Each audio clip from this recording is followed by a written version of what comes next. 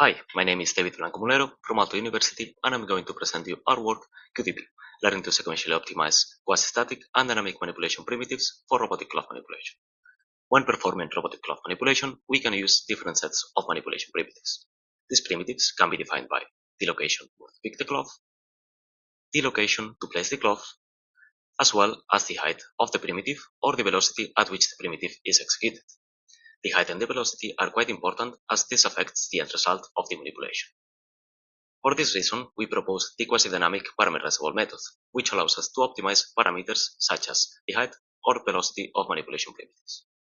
Our method takes as input a top view image of the cloth. Then we use sequential reinforcement learning to sequentially compose the pick, place, and additional parameters. And finally, we perform the manipulation primitive. Let's look at the sequential decision process. First, QDP proposes the pick based on the maximum of the pick Q values. Then the place reusing information from the pick position. And finally, the additional parameters, which in this case is the velocity of a dynamic manipulation primitive.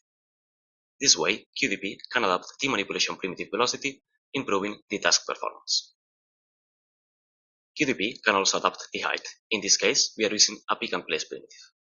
QDP enables more varied manipulation primitives by adapting the parameters. This can help to improve the cloth configuration by, for example, lifting higher the cloth if it has a bigger size.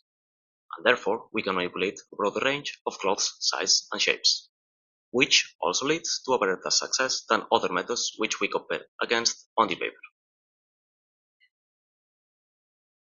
If you want more information, please check the project website or talk to us at the poster session. Thank you.